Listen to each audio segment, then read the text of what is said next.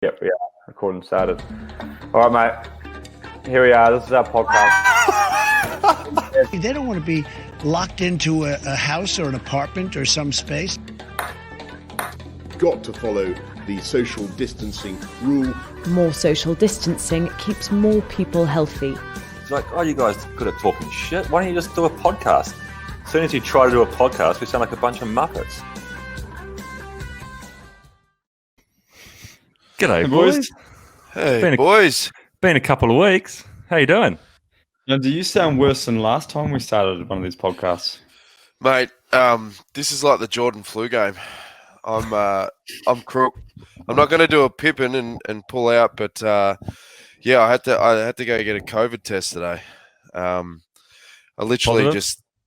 well, I'm hoping obviously not, because that'll be a real bummer. But I'm in like solitary confinement I've got one little room in the house now, so I'm in lockdown until I get the result. So you don't have to deal with the kids. Yeah, that's one benefit. I get my meals slid under the door. It's like that episode of Seinfeld with the slicer. Yeah. But yeah, like it just hit me yesterday and just went downhill. And then, like, you know how blokes, we always whinge about or we cop shit about, you know, oh, you got the man flu. And, you know, all we wanted was respect when it come to, hey, I'm crooked. Well, in this current climate, it's almost too much. You can't go anywhere. And as soon as someone hears that you're crook, it's straight away, oh, mate, get tested. You could have COVID. And you're ostracized. Can't do anything. I was thinking that, Steve. You know, like, if like Trump got sick, like if he just had like a little sniffle and then he couldn't do a press conference because he had, even if a stomach bug or anything that wasn't COVID, for sure at the moment, it would just go spread like wildfire through the media. Like, does Donald Trump have COVID, you know? And I was wondering, like, with you now, I wonder if the media will pick up on this and be like, does Dan Jones have COVID? Oh, it'll be front page of Herald Sun for sure. But the problem with Melbourne is we're about to embark on a second wave. We've had a massive scheduled in. You penciled in a second wave there, though. Oh, mate, we're screwed. Like, there was all this shit fight about, you know, people taking the whole social distancing a little bit too lax. There was these testing drive-through centres at the Chatty Shopping Centre, and some nuff dicks were getting tested, then going in and doing a shop. Like, you're meant to, You're supposed to wait. you're meant to get tested and go shut it down. Whereas these people are like, oh, well, I got the test.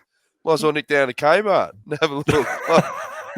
The second wave could be good news for us, though. I mean, the name of our podcast wouldn't have aged well, but if another second wave comes around, keeps us relevant for a little bit longer.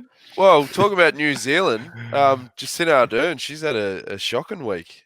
She's on the copping it, ropes, yeah. boys. What's going on there, Bills? Well, she's just made a couple of mistakes, I think. Well, It's not I don't know if it was her. Come on. Well, She wasn't at the hotel. She wasn't down the front. She wasn't couldn't saying, put "Oh, a foot I forgot wrong. about She was godlike for months. she surely, slurs like, it. you know me, bro. I bleed blue. Piss off. You told me after the last election that you had guilt for weeks because you're like, I can't believe I didn't vote for Jacinda.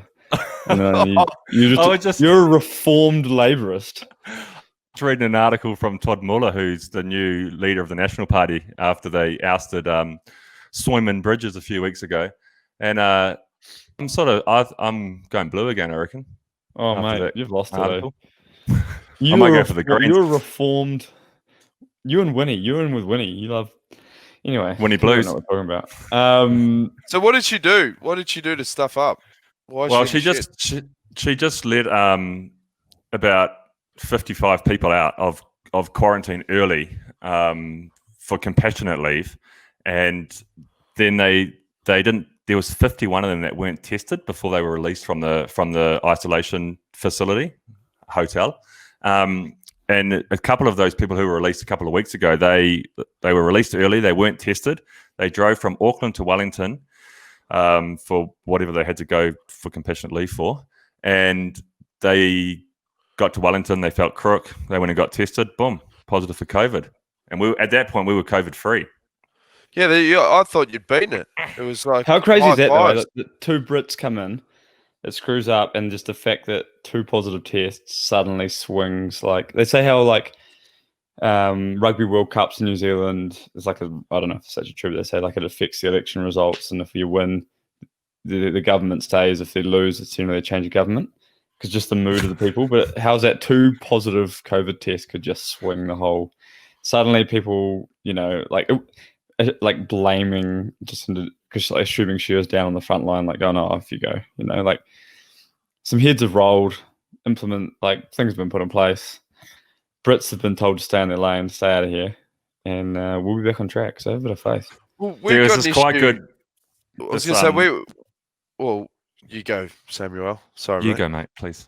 Well, the problem we've got is people refusing tests in hotel quarantine. So people coming from overseas and going, nah, I'm good, mate. How do you refuse them? You got to get tested. This is what's bullshit. Just make them do it. Yeah. And if they don't want to do it, just put them all in a big pen and say, all right, well, you can all mingle if you think you're COVID free. Like, it's bullshit. How can they make it compulsory that they are in a hotel for 2 weeks when they land in the country and they abide by that? How can they not make it compulsory that you need to be tested also? I don't know. They need to bring in a law or something. I think they're saying now if you refuse a test, you stay for an extra 10 days. So that'll fix it. Yeah. I've heard the tests are pretty invasive. We're lined up for a heap of tests coming up because we've got this protocol that you have to get tested 6 days before you leave to a race and then 3 days before you leave to a race. And it's not just the blood test. It's the old, up your nose, scrape your brain. Yeah. Test so it. I've had 2 now. The first one was really uncomfortable. It felt like the lady put the stabby thing and it literally popped out the back of my head and was scraping around. And then, it's like a gag reflex. And then when I went today with the drive-through, it wasn't as bad. Because she probably heard how nasally I was and thought, I'll get a sample, pretty good sample, the Savo. So, but yeah, no, it's pain in the ass. Hey, is my internet shit or is it yours? Hold on. Yeah, I don't know. Whose internet is it? Here we I think go. it's right now, isn't it? Considering Here we go. Considering you hook into my internet, I'm assuming it's yours. It's been a couple of weeks, but this is bound to happen again. George and I are both in Andorra now, so we've. So I'm probably still on my internet connection from Girona, 250k away. Yeah. No, you're still in my internet that I've been paying for. Hey, I was thinking before. Hey, I was. Geez, 2 weeks and we're off. We're off today. What internet are you on, George? Have a look on your Wi-Fi. Yeah, I'm going to go walk back out here. Click on that little symbol at the top. You know that little symbol? Yeah. No, mate. Shit, I'm on mine. I'll try it back out here. See how it goes out here. Hey, I was thinking, George and I were talking yesterday about greetings, and I was thinking on the bike today, when you say, we said, hey guys, how's it going, or whatever, and we probably did that chat before we started recording, but when you ask a mate, oh, hey, how's it going, you expect a bit of honesty, been a prick for a week, bloody boss is up my ass or whatever, but you generally know what's going on in that person's life, like any major issue, so you sort of beat around the bush a bit. But when you meet strangers, and I was thinking about this on the bike yesterday, when you meet a stranger, and between the three of us, we would have met hundreds and hundreds of thousands of strangers. Well, maybe not that many, but a lot of strangers. And whenever you say, oh, g'day, mate, how's it going? They always say, oh, yeah, I'm good. But there's no way. That's bullshit. There's no way that every stranger you meet is good. But it seems like it's the most polite way to answer that question so that people can just move forward. And I was thinking, imagine an alternative world, and I wonder what would be better. Imagine if you met a stranger, say you just moved to a new city, you knew nobody. You're at work, and a guy at work you knew said, hey, look, I'm having a barbecue on the weekend. Come over. I'll introduce you to a few people. You get to know a few people. So you turn up to this barbecue, and the mate's like, hey, Sam, meet Dave. G'day, Dave. How you going, mate? Well, the wife, she's fucked off with the gym instructor. Portfolio has taken a massive hiding during this COVID, and fucking the battery on my car decided to shit itself on the way over. Imagine, would that be better or worse? I've got a question for you. How long have you been working on this bit for, Bills?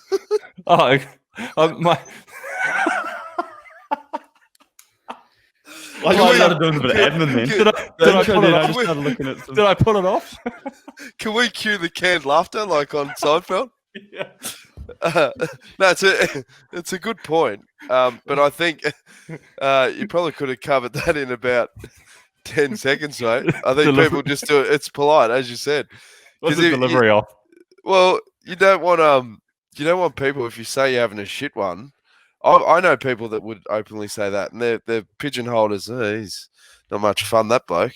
Brings all these dirty jocks to, just a party. trending down. Yeah, he's a mood killer. Even if the missus has run off with a gym instructor, like Dave's had a real shit of a week. Don't bring that to a party. Yeah, exactly. No one wants to go through that awkwardness of going, oh, geez. Yeah. All right. Well, I'm done. Good hit, All boys. Right. Thanks, Hey, Bill. don't we have Darryl Limpy coming on today? I read those on Instagram. What is going on with that? Mate, I can't drag Is he not coming? I can't drag a good mate through this mud. Like, I mean, at the end of the day, this is a shit podcast when it comes to organisation. And we might have a laugh every now and again, but look, really, it's like we said last week, it's like trying to organise a route between two horny rabbits. We can't get the three of us lined up to do an episode. Let alone that's a terrible metaphor. I feel like you've got the wrong end of that. Why? Because rabbits are horny. Rabbits full gas. So that's what I'm saying. We couldn't organise a route between them. Oh, right. Yeah, okay. Are you Jules, we're in the same building currently. Are you getting this massive drilling noise outside? Yeah, I can hear it, but I got headphones on, so it's all right. Oh, man. They're doing some anyway, Imps, yeah, look, so I did speak with Imps. Look, it's just hard. It's just the guest things, it's difficult. It's just hard to get, like I say, it's hard to get us three together, let alone bring a guest in. And I didn't want to drag him through the mud of this constant back and forth. Oh, what about Monday? What about Sunday? What about this? What about in the morning? Mate, we've been going on for about a week trying to organise this day. And I didn't want to bring him. He's got 3 kids. He's got a train. He's got a swimming pool to swim in. I got 2 kids over the other side of the world, and I could have COVID, and I still rolled up. Are your kids not there with you? Yeah, they're here. Yeah, they're upstairs. I heard them. The kids aren't on the other side of the world. Yeah. Mate, you can always find the time. I reckon he's just being polite. I reckon, he just doesn't want to come on. It's fair enough. It's bad news for me because the only show prep I did was around Darryl Limpy. So now that I know he's not coming, I'm not much good to you boys. So how is the build-up going to, when do you guys start earning proper coin again? When's all that kicking off? We start racing in a month, basically. And what's the go? What's the first lot of races that are kicking off? I'm starting. Basically, once I leave the house, I don't come back. I go to Burgos, straight across to Tour de Lan, and then from there we go to another camp. Oh no, then I go to drive to Italy. Everything's been made so much harder because you have to drive everywhere, and if you have to get a test every time you leave a bubble, you just don't leave bubbles. So then we go drive to Italy, and then we drive back to France, do another 2 weeks up in somewhere, and then drive to the Tour, and then from the Tour we'll go straight to Worlds, and then we'll jack it in neutral and start thinking about off season. After that, it's basically just once you leave, it's just 3 months non-stop on the road. And what have they said if someone like me is in your bubble and tests pos, does that pop the whole bubble that you're in? What happens there?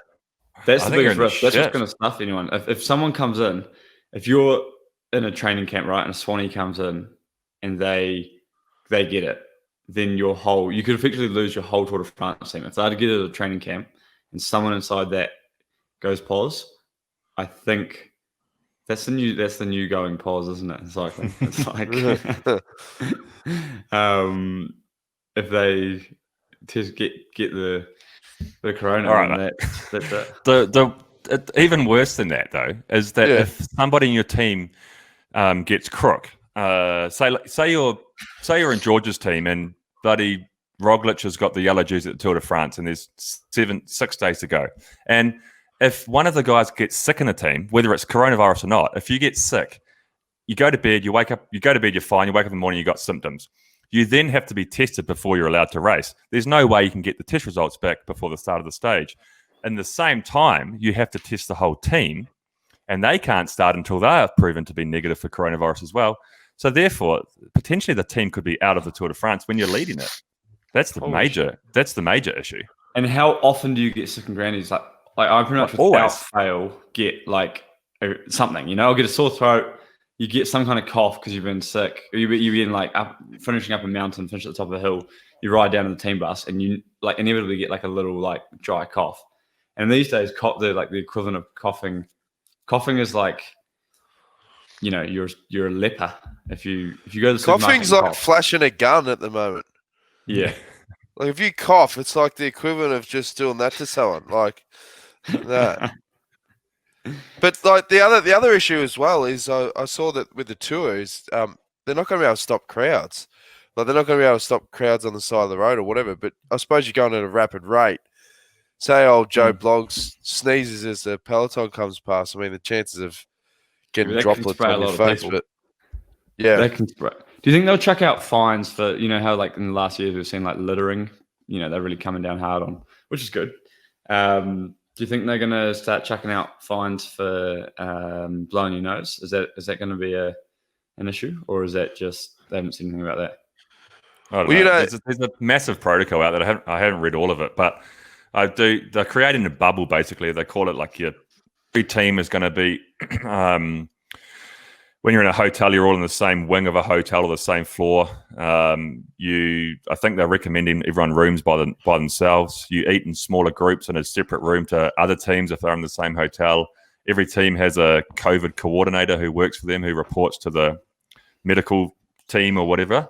And then your team bubble then becomes part of the peloton bubble. So the bubble stays. So access to media, and they have their own bubble outside of all of that. So they're creating a whole bunch of bubbles, but I still honestly don't know how they're going to work out that. If somebody gets crook, they're not going to let you start until you're negative for COVID. So you can't start. You're out of the race, and you could not even have it. There's so many things that are just a massive ball ache that you have to do. Like a week before we leave, we're not allowed to hang out with anyone that's not. We basically just have to isolate before we get our test, and we self-isolate before we go to a race. Not allowed to see any friends. So there's a lot of things that are like massive ball ache, but then there's also some real good things, like you have to have your own room, which is sweet. Get your own room. Well, that's good. Yeah, and you there's no media. Awesome.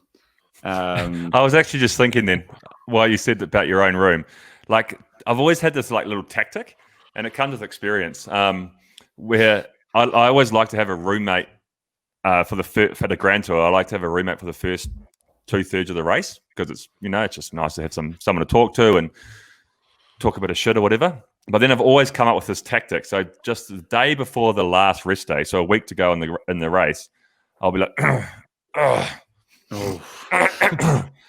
then I'll be like, hey doc, I don't feel that good. I'll come down with something. So then the doc's like, oh, well, better put you in your own room, so that your roommate doesn't get crook. So then I end up with my own room for the last week. At that point, I'm ready to have like a bit of time by myself. So then I get my room for the last week. But if I do that now, I'll probably have to go home. But also, does this explain why you're in such a shocker after the second rest day? You just had a room to yourself after 3 weeks on the road. You had your own room for a whole day. You come out of the blocks in a real bad way the day after the rest day. I've seen it firsthand.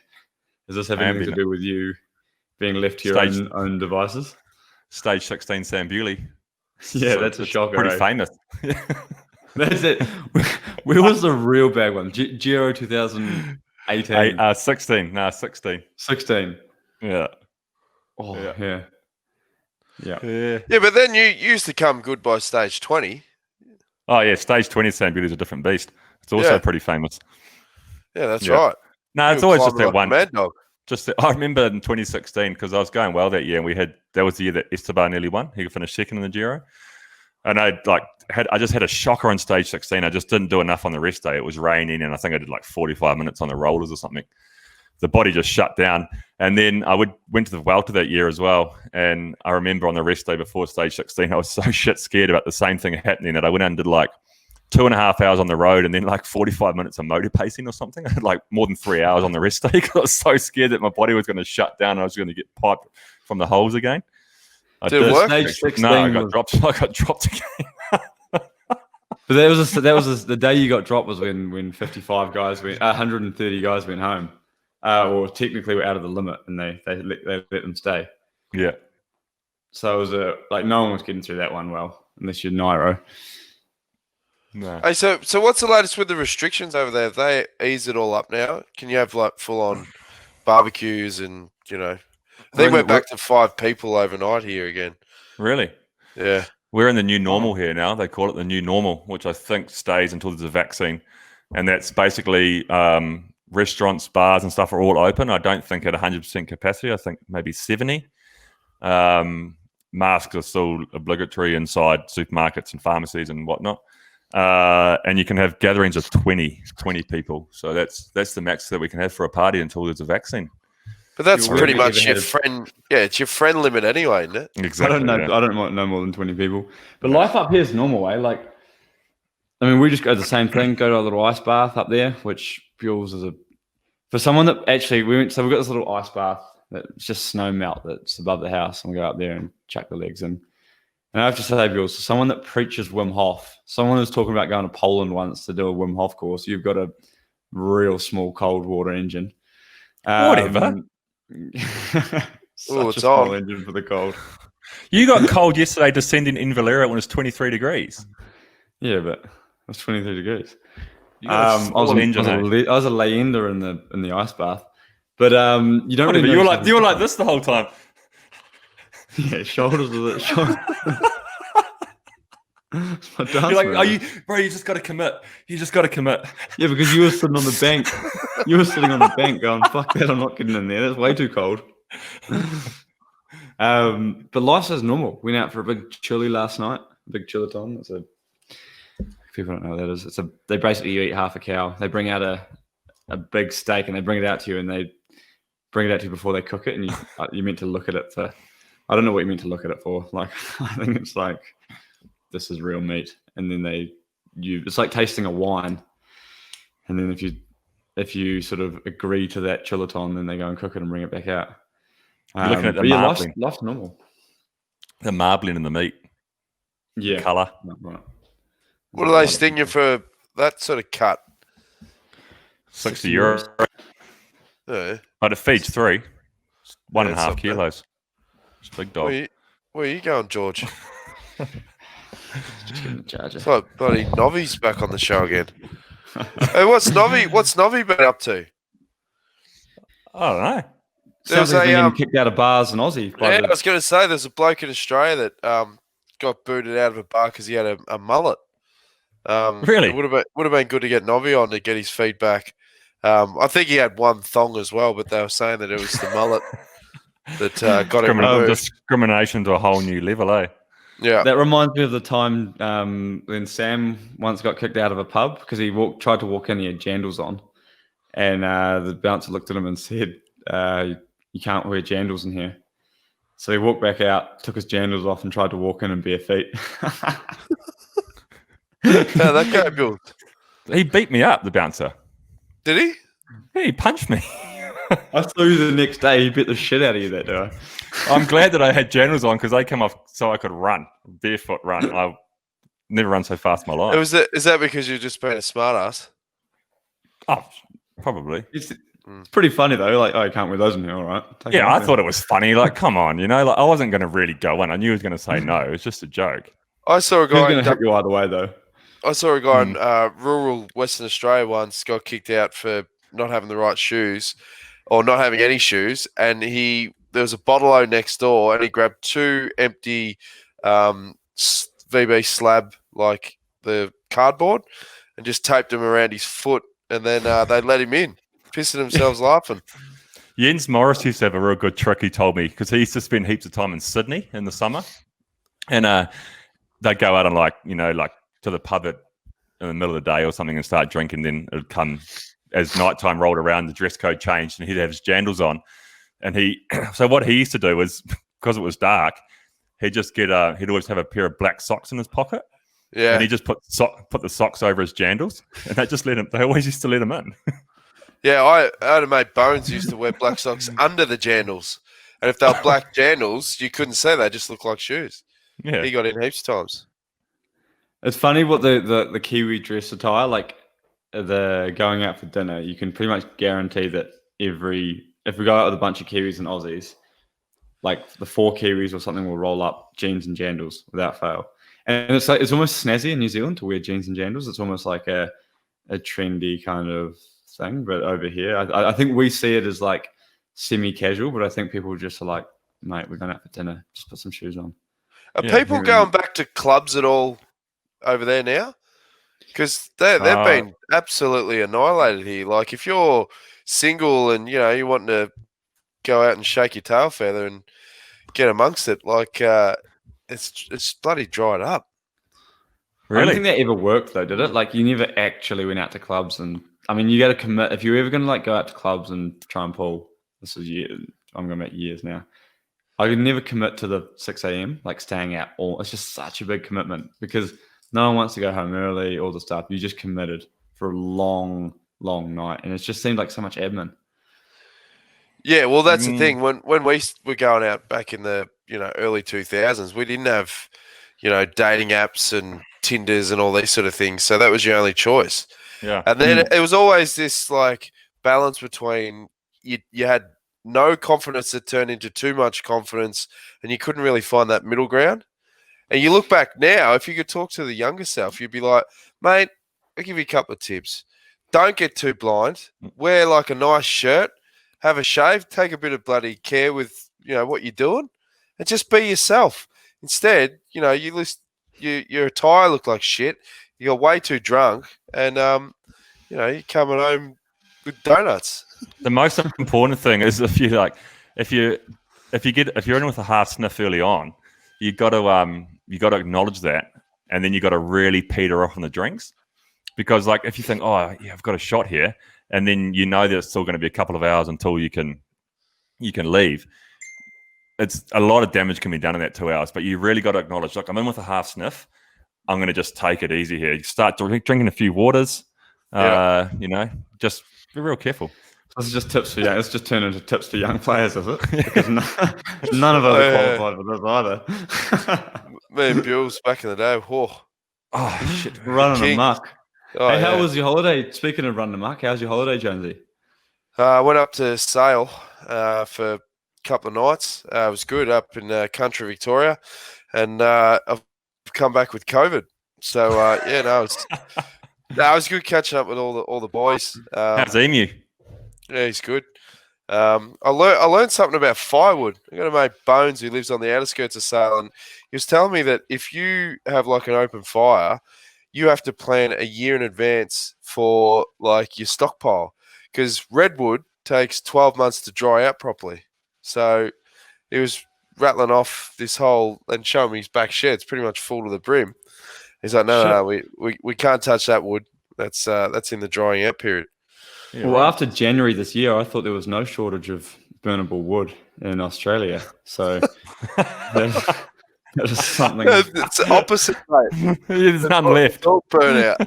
Oh, they burn all. Oh, right. That's why they got to start. But if you're going to do a sledge, at least work out like the mathematics of it. Yeah. Hey, but sorry. So you've been to a place called Sale. When you tell me you're on a sale, it's spelt literally like fire like sale or like flash sale, Briscoe's sale, SALE. Yeah. But I looked into it a little bit, and it just struck me as a bizarre place. So you've got a bit of a connection to Sale, and so far your two mates that I know live there. One's called Bones, and one's he's called from Emu. Sale. Oh, you're from Sale? Jonesy is I'm from from Sale. Sale. That's his connection. I didn't go there for a holiday, mate. Okay. Mate, So it's kind of you're more not than a gonna- connection. He's from there. You're Okay, not going so to see you've Sale got a on mate called Getaway or these tourist shows. Emu and Bones. Can you list like another 5 of your mates' names from Sale? I just want to know if there's a trend. Fruit Bat, Dimo, Bangai. Bungai or Bungal, Bunga, Shanga or Shunga, and Andrew. Is Andrew made it out alive? Did he? Is Andrew doing good things, or is Andrew just? Have you not heard Jonesy's Sale song? Oh, jeez. He wrote I a song. haven't. Remember? You have. Oh, I do. Yeah, I do. Yeah, Actually, So Jonesy wrote a song about Sale years and years ago with his mates, and he's not going to do it for you now, but it's bloody hilarious. Maybe we'll we do get a a live rendition next Instagram. week? We'll do a live Instagram with him. Does Yeah, it talk I'll, about bones and butthole and bungai Bunghole. and bunghole? Yeah. No, it talks about the drive back to Sale and back what we were talking about before, working out a game plan when you went out on the terps. Yeah, it's Okay, real classy tune, mate. But yeah, we definitely won't be playing it on this show. If we So want to these stay were on the airwaves. schoolmates. So these were schoolmates. Yeah, guys Pretty I played footy with. So Oh right. and the best thing is when you got a core group of mates, and we started a group in the year 2000, and we thought, what's a real classy name? And we called ourselves the Booze Hounds, and we got shirt. You look back now, you go, bunch of dickheads, but we got these shirts made up, and it said we're going to Tathra and then Gold Coast for New Year's Eve. But Dimo or Andrew, he didn't want to go to Gold Coast at the last minute, so he pulled out, which meant that we couldn't afford, because back then you had no money. It was all budgeted for, we need Dimo to chip in for the petrol or whatever, so we didn't end up going. But we had the shirts, mate, and it had like Gold Coast and this like Booze Hound amazing trip. But yeah, we just went to Tathra for New Year's Eve, but we stayed mates, all of us, because we got these shirts made, the Booze Hounds. So when you go back now, it's too much great. money on the shirts, though, maybe you would have got to Queensland. Well, that's right. I think the shirts cost a lot more than the fuel would have. Pity. So I'll have to wear me. I think I've got my polo hanging up. I'll have to bust it out for the It's next not the show. high vis one that I've seen, is it? The high vis. That's the Hawks one. That's the Hawks okay, jumper. okay. Yeah, okay. Yeah, no. Hey, But did you guys see the itinerary I put up on social media last night about the show? No. Oh, We've, yeah, I did. I yeah. shared it. Yeah. I reckon we've followed it pretty well, eh? Yeah. We haven't covered any topics yet. That's good. So one of the things I want to talk to you about We did. is, What was the itinerary? I don't know, talk shit. Go on. What I want to talk to you about is video wormholes that Facebook. You know how Plenty of them during the lockdown. This is what's scary, right? Is I remember driving past. This happened about 2 months ago, or actually just before COVID. And Johnny Diesel was playing at the Gatwick or whatever the function centre was. And I said, as I was driving past, I said to someone in the car, "Oh, Johnny Diesel's playing the Gatwick. I should get tickets for that." And then 2 days later, I get served an ad on Facebook saying, "Hey, get tickets to see Johnny Diesel live." I never received an ad from him. So these bastards are listening to my phone like the whole time. Yeah. So now with the wormhole, how often do you caught? You're sitting on the couch and you're flicking through and you're looking at a video because someone shared it and you're like, oh yeah, that's good. But it's so easy to flick to the next video now. You get stuck in these wormholes for hours and then you look at the clock, you go, shit, it's midnight. Like I started looking at these clips at about 8 p.m. I had a whole night of shit I wanted to get done. But like I started with one the other day. There was a video of a guy whose washing machine was banging, like playing up. And so it made a beat. So it was like constantly going do, do, do, do. So then he got his guitar out and started busting out this like country rap with the washing machine playing as a drum. And then that evolved into like Korean fast food vendors as the next video. So I'm watching this Korean guy. What was the link between Korean fast food vendors and washing machines? I was like, oh, I'm sick of that video now. So I flicked it. And then it's so random seeing this guy making this burger and you're going, shit, that looks good. And then you're like, oh, no, I'm not that hungry. So then I flicked it again. And then I'm always getting served ads for these chunky fat guys that struggle with chafe. So they're trying to sell me these like tight underwear that doesn't chafe or whatever. Do you struggle with chafe though? Like, how is your chafing? I know that's something that's been no, but chafe's not too bad. It's not too bad at the moment. It's under control. And then I'll leave you with, and this must happen to a lot of people. They play these videos now that zone you out. You know, the short clips where it's like it relaxes you, where it's a machine press squashing like a box of crayons. You're like, geez, I wonder so what those satisfying. crayons are going to do. Ooh, like they just went all stringy. Like this random shit that you end up watching. But how do your wormholes go, Bules? Mate, I went through early on in the lockdown.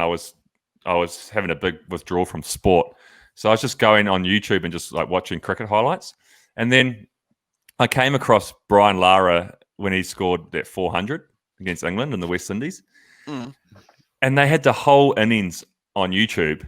And I just got stuck. It wasn't even it was a wormhole of one thing, and I spent 2.5 days watching ball for ball Brian Lara score 400 runs. Like, it just consumed me for like 2.5 days. I was like, why were you so into it? What was it? Just took you back to an era of just great cricket and the 400. I mean, it's that special. But like, you could have tuned in at 250. You know, you've seen a lot of people get to 200s. Yeah, but I wanted to see the build up of the innings. You know, I wanted to like focus on his front foot defense was good early on. You know, then he started opening up a little bit. Started like picking on bowlers. Was there a moment he just went screw it and just started, just launching, or was he? It was a pretty quick 400. He was relatively conservative, but it's typical Brian Lara. He's a good man to watch. He's a great man to watch. And another wormhole I went down was actually music. Like, I've got a bit of a plethora of things I listen to, but I just started finding like songs and going into like playlists and radios and stuff on Spotify of songs. But I haven't heard this for years, and that would just lead me into a whole another genre. And a lot of my mates were doing the same thing with music. So we started about a week into lockdown. Every night at 7 p.m, there's 10 of us in this WhatsApp group. Everyone would send one song in, and we did it for the whole lockdown. And we made a playlist. And we've got I think there's like 31 hours of music on there now. So that was actually quite a constructive wormhole, if anything. I went into a wormhole 2 nights ago on wormholes, which was quite weird. Because I've just been watching this TV show, Dark. It's about time travel and it's about all sorts of things, but it's mainly about like the ability to bend the space fabric of time. And I just started reading this before I went to bed, and I just went down it. And then I lay in bed and went, shit, that was the worst thing I could have done. And I just did not sleep the whole time, thinking about all these amazing, or just these impossible, like dead end options where like about time travel. And that is a wormhole that you just better avoid, because in the end, that's got an inevitable ending where you just arrive at the point when you go, this is a simulation, or this is, what's the point of doing anything? Because it's a real depressing ending on that one. So just stay clear of the wormhole and wormholes. Jeez, I actually want to find a bit more out about this wormhole, mate. So is that if you go too deep on like why we are even on this planet sort of thing? Yeah, it's more about like the reality of like, if this is going to be shocking trying to explain this because I don't understand it. So, but essentially, like if like the 20-year-old version of you wanted to meet the 40-year-old version of you, in theory you could travel through time, right? But if you go faster than the speed of light, you can slow down time. But for that to happen, it must mean that every version of you must exist at all times. So right now, the 60-year-old Dan Jones exists, and he's every infinite outcome of every possible road you could take exists. And then if you could travel through time, you could meet them. But then by doing that, you would then change. By then meeting them, you would then change them. So it's insane. It just becomes this like just a ridiculous. Yeah, but it makes sense because remember Doc Brown on Back to the Future, he didn't want Marty. Fucking around with Marty. Just stay out of it. He cocked up a lot of things, Marty. Yeah. Remember his fucking abusive stepfather who became bloody multimillionaire and owned the whole town? And in the second one? Biff. Yeah. Oh, Biff, not his stepfather's the schoolyard bully. Yeah. Yeah. And Biff Enterprise. Yeah. But shit, that's a good movie, But the funniest was Back to the Future. Never. Bullshit. Mate, I'll tell you what you will be doing today. You're going to put that fucking PlayStation away for once in your life. And you're going to watch seen it. Back to the Future. So that means you've never seen part 2, and to a lesser extent part 3. Neither of the three. Is that a trilogy worth Is that Shaped my childhood, man. Marty on the Mate. skateboard, the hovering skateboard. Yeah, but I'm way Grabbing younger onto the than back you of the guys. pickup I'm truck. way younger, like way more youthful. Yeah, but I it was. actually envy that. I wish I could watch them for the first time. Yeah. Do you think be they've like- still got the same magic though? Oh, Like- that's so good. I watched them last year at altitude camp in Sierra Nevada. I did all three. And they're still Third good. one's average. First two, mate, they'll shape they will change your life. All right. Well, I'm Michael 30. J. That Fox. could only be for the better. Michael J. Fox. Mate, that's.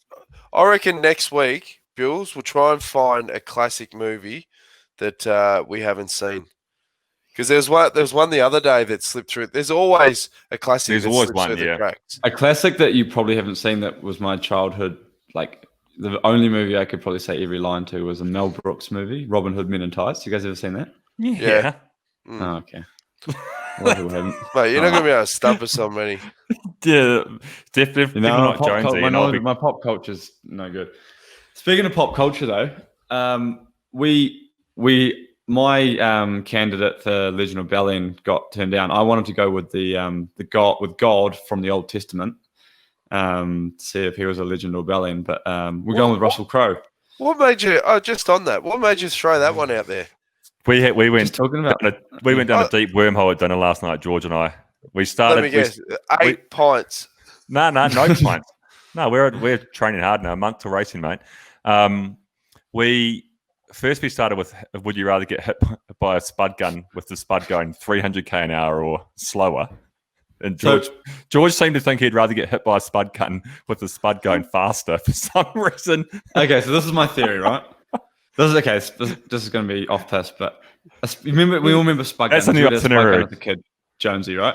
Yeah. You make the big PVC pipe and you put the barbecue lighter and you just launch these They launch them 500 meters. They're lethal. Yeah. Okay, so firstly, we if you were used to to take shoot lemons, the lemon cannon. Lemons. Yeah, they okay, made the noise like. Yeah. But firstly, if you had to take a lemon, or we'll go potato because they're a spud gun. If you had to take a round on any part of your body, where would you take it? Arse. Yeah, that's common. Yeah, So I get the right most on the hip padding. bone. No, because you want the bone, so it just disintegrates. Because it's all about conservation momentum. You want that potato to just explode. Yeah, you wanted to shatter your hip into a million spots so that you never your hip's walk harder properly than again. Your hip's harder than a potato. This but is my analogy. Your Think about ass this. has got meat. Your ass has got meat to shelter it. Not my ass, mate. That just gives me the biggest Charlie. I'll be out for weeks. You hit on your hip bone. I've got good bone. Drink a lot of milk. That spud's going to pieces. And the secondly is, would you rather take that spud at like slow moving range where it just hits and just stays together, or just take it at full noise, like, and just take it way faster? And then I said to George to shunt this whole conversation. I said, would you rather take a bullet out of a gun at 20k an hour, or at the speed of sound, like it comes out of the Yeah, but the barrel? bullet's harder than your bones. Yeah, but the bullet hits and goes like that because it's going so Yeah, fast. the potato goes like this. Okay, the analogy I gave is this, Jonesy. One time, I was at the Linkwater pub on the way to Picton, on the way to the Marlborough Sounds, and someone hit me with a jug over the head, like a jug of beer, and it didn't break, and it nearly killed me.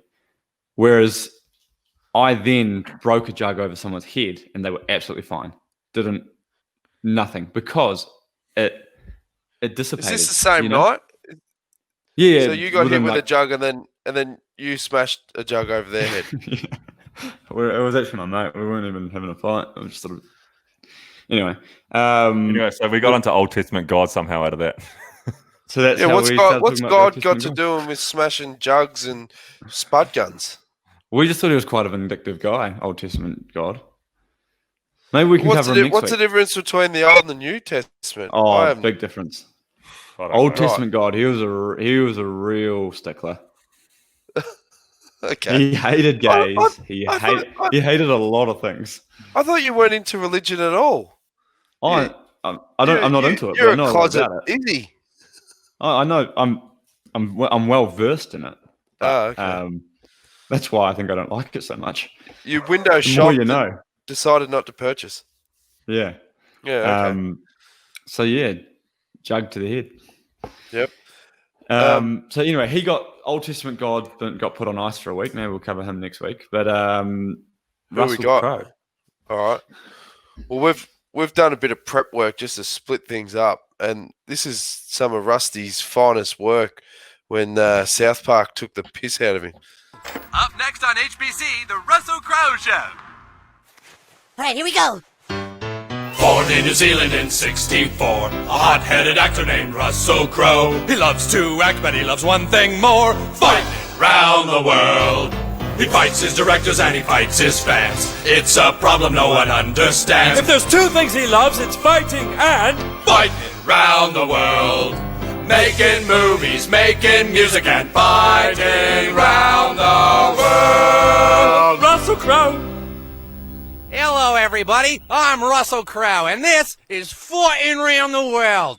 We're gonna have lots of fun today as we travel all around and look for some good... Hey, what the hell do you think you're doing? You walked right through my shot, mate. Do you know who I am? Oh, excuse me, I was just... Classic. That is a classic scene. He was a hothead for a while there, old Rusty, but I think he's mellowed a bit, hasn't he, Bills?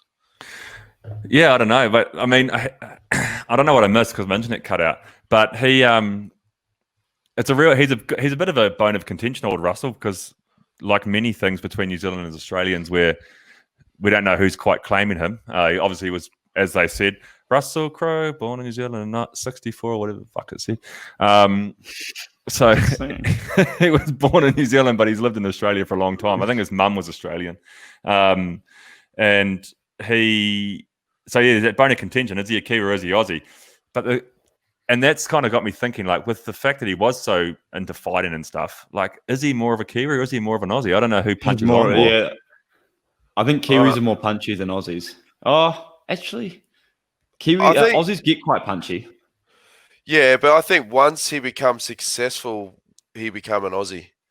Yeah. You know, once he was killing it on Hollywood, we were like, oh, yeah, he's Aussie. We'll take him now. Before then, when he was just a punchy bogan, he was but then when he fucked up and he was bashing, concierge stuff over there with a phone and that, we're like, oh yeah, Kiwi, Russell Crowe. It all just depended on what he was doing.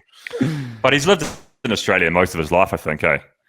I remember when he got married, he had like a 4-day ceremony. And one of the days he put on a cricket match. This is when he had the big ponytail and he was gearing up for that Flight and Commander or whatever that movie was. And I just remember there was a chopper shot at the cricket match and it was Rusty like trying to swing at one from Cow Corner. And he looked like the most unco cricketer, but I think he's related to that. His cousin's Martin Crowe. And, but I had I've always had a predisposition to always just not really liked him just because of he owns the Sydney Rabbitohs, and I think was it 2006 the Warriors lost to them in the grand final. It was 2000. Might have been a bit later, I think. Oh, later, you reckon? Yeah. Okay. And that just instantly made me go, don't know about him. But then the more I've looked into him now, I've had to look into him. I actually think he's a rooster. I like him. He's good. She has a birthday with me. So what about his punishing open mic? When he decided he wanted to be a musician, and he was called Russ the Rock or something was his name, and he did open mics things. I think he was on one of those American talk shows doing a set and stuff. That was pretty punishing. Yeah, mate, he had a band, 40-odd Foot of Grunt. That was his band name. I think it was 30-odd Foot of Grunt. Was it 30? Yeah, 30-odd Foot of Grunt. Yeah, well, no, he wasn't. Music wasn't his thing, but I remember when Gladiator came out. One of the rare films that I went to the cinemas to see twice. That and Titanic, and I remember I got the DVD, the deluxe edition, and got to watch all the director's commentary and stuff. And there was also a thing where the young actor in it who played the son of, I don't know the names in the movie, but he played the young bloke who looked at his shield when he was at the Coliseum or whatever. And on the set, one of the actors died. He went on a bender. The guy who bought Russell Crowe from the at the market. And he took him on the thing. He went out on a bender in Malta, and him and Rusty didn't get along. And anyway, this young kid got so traumatized by it. Russel Crowe said, "All right, I'm sending your tutor home, and I'm going to do your schoolwork with you every night." And so Rusty took him under his wing, and every night after they'd filmed, he'd tutor this kid for 2 hours. And then when they got back after the filming had wrapped, he sent him like a box of Polly waffles and all these like Aussie and Kiwi sweets. This kid said he was like by far the best person he's ever met. Wait, so who died? One of the actors. Not his tutor, this actor. And the kid on the set was so traumatized by the fact that this actor died. Yeah, Russell took him under his wing. So, he's a bloody... You hear stories like that and you go, well, good on you, Rusty. Yeah. And I mean, there's times where he comes across as a bit of a flog. But I think overall, you got to rate the bloke, don't you, Bills? Yeah, I reckon, like, talking about when he was punching on back in the day, like, the thing that really got me across the line with Rusty was... And this is a wormhole went down just prior to the episode. Was this guy? His name's Eric Watson. He's one of New Zealand's biggest businessmen, and he used to own the Warriors and a few other bits and pieces. And Russell Crowe smacked him in the head at a restaurant in London one year, at this Japanese restaurant. And Eric Watson's a fuckwit, in my opinion. And he was the co-founder of Hanover Finance, which you'd know, George, which basically. It shafted 16,000 people in New Zealand with their finance company and lending. They were loan sharks, basically. It was basically a pyramid scheme, wasn't it? Yeah, it was a pyramid scheme, and they basically just pissed on 16,000 people, off giving them money to build houses and stuff, and they got done for that. Eric Watson came out of it sort of relatively clean compared to the other guy, Mark Hotchin, but he's a flog, and the fact that Russell Crowe, I don't know what caused the incident, but Russell Crowe smacked him in the face at a restaurant, and the fight got broken up by Ross Kemp. You know Ross Kemp, really? Yeah, Gangs, the journalist. Ross Kemp's on Gangs. Yeah, he was an actor on EastEnders before. Yeah. So he had to break the fight up because Rusty was like, "Righto, mate, let's go," and that got me across the line. Really got me across the line on him. Yeah, I've just in that time that you're talking, I've just Googled, timeline of Rusty's greatest hits, and 1988, Crowe headbutts his blood brother's co-star Peter Cousins, so he's split him open. November 99, so Rusty's gone 11 years where he hasn't been in a. Is this Peter Cousins, as in brother of rugby league, Ben Cousins? AFL, sorry. AFL. No. Oh, okay. This is Blood Brothers was a film. It was his co-star. Oh, okay. And it says, according to the Daily Mail, Crowe got in a fight with his co-star in the dressing room. Guess he was screaming at me at the time. He was calling me all manners of things, and the other cast and the three other principal guys that I worked with on that shared dressing room with holding his arms. So anyway, he's headbutted him there. 99, this is when Crowe gets into a fight outside a nightclub at Coffs Harbour. 2002 in February, this was a famous one. His acceptance speech got cut at the BAFTAs. Oh yeah, and he got into an argument with the producer. And then the fight you're talking about, Jules. Police were called. No allegations of crime were committed. There were no injuries, and there will be no further police action. So Rusty obviously gave people the stern eye, like, keep stun, or I'll come after you again. Anyway, he's belted his bodyguard in 2004. 2005, he threw a hotel telephone and hit a hotel employee in the face. That was an Aussie, That was up north somewhere. That was hotel. No, that is in New York. Oh, at the Mercer Hotel's concierge. This arose because he was trying to get his wife on the phone in Australia. Bad reception, so Rusty's got the one board out. And then in 2016, he allegedly assaults Banks at a hotel. So, anyway, he's got prize. He's got prize. Yeah, he's got a temper. There's no doubt about that. Yeah. But, and then he made news, I think it was last year. He was selling off all his memorabilia because of the divorce. All the women he divorced, he just said it was like a cleansing sale, just sold everything, made about $3 million. And John Oliver bought one of them, didn't he? And didn't he have one of Martin Cats or something he sold as well? Yeah. And he's family heirloom out the door. Yeah, he sent that John Oliver bought something from Gladiator, Like I think. dinosaur head or something, eh? We sent it to the last surviving Blockbuster video store in Alaska as a monument. Yeah. So you'll have to go to Wormhole again, Bules. Check that out. Yeah. Yep. The last Blockbuster store in Alaska. Yeah. But no, I reckon you'd have to vote him as a legend, wouldn't you? Like he's done a bit of scallywag behaviour. I mean, who hasn't wanted to throw a phone at a concierge at some point? That's right. Yeah. Laptop at someone when the reception I've had this episode. So yeah. I'll go legend. Yeah. I'll go legend too. 3 from 3. That's 3. I did JK obviously chucked her up on the Sosh mid when we did her, and she was 55% legend, 45% Bellend. Yeah, they've been pretty close. Yeah, they have been. Suppose when you only get 11 people vote, like it's always going to be tight. Actually, I was talking to George. We've tipped over 1,000 subscribers, guys. Oh, awesome! Across the board. We had a lot of good feedback from the last episode. We're going to get probably some shocking feedback for this one. But the thing is with our fans, with our listeners, is they roll with the punches. I know they will. I know that they'll go, look, these boys, they can be excused for a bit of a no-frill sort of thing. Podcasting's like golf. You've got to have regular hits. Yeah. We took too long off, Yeah. and I've come back in really shit nick. I'm battling a lot of my own little sort of COVID demons at the moment, so I'm not exactly. It's interesting, like last week or last time, 2 weeks ago, we were all just by coincidence hungover. This time, I'm back training. I just did 7.5 hours on the bike yesterday. I actually feel worse than if I've been out drinking.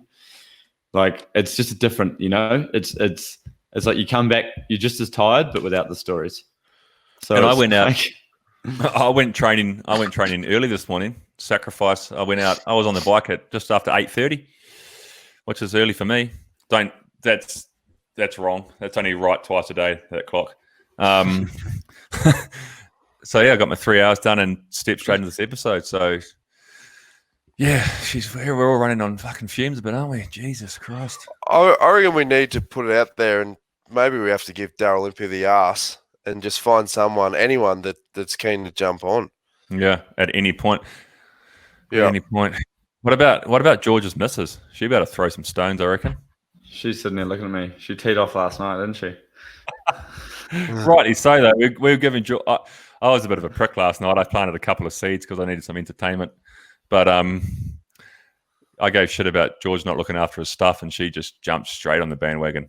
You just all you did was like a dam, right? And you just peeled like this little bit of duct tape off. Needed some water. Little stream out, and then it just crumbled the wall. It was time for some water to be released, eh? And it just It was crumbled. It was at capacity. I got hit by the whole Andorra floodgate. Just burst, and then you stepped out of the car and said, "See you guys, have a good night." Yeah, what? Did you still cough it when you got in? Did you? No, I didn't. Yeah. Oh, can't say anything because she's sitting right there. Tell her we say hi.